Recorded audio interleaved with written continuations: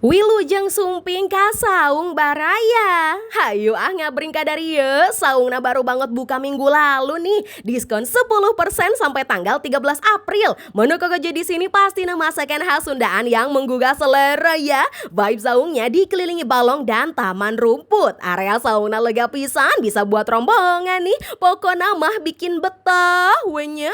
Di dalam area saung ada Masjid Nurjaman nih ya, dengan desain yang keren. Ada gedung serbaguna yang bisa dipakai untuk meeting, gathering, arisan, dan lain-lain. Lagi promo free tanpa sewa tempat loh, cukup beli makanan di sini aja.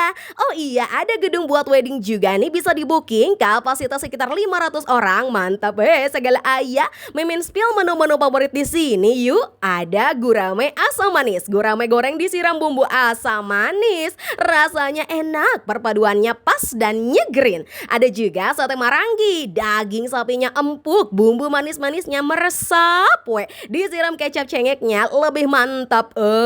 Ada juga ayam kalasan, manis-manis khas kalasannya berasa, dicocol pakai sambal kalasannya makin asoy. Jangan lupa pesan pencok kacang, pencok lunca, dan karedoknya juga ya. Free lalaban dan teh tawar hangat nih. Untuk cemil-cemilnya bisa pesan tahu cabai garam, tahu walik, dan risol mayo ya.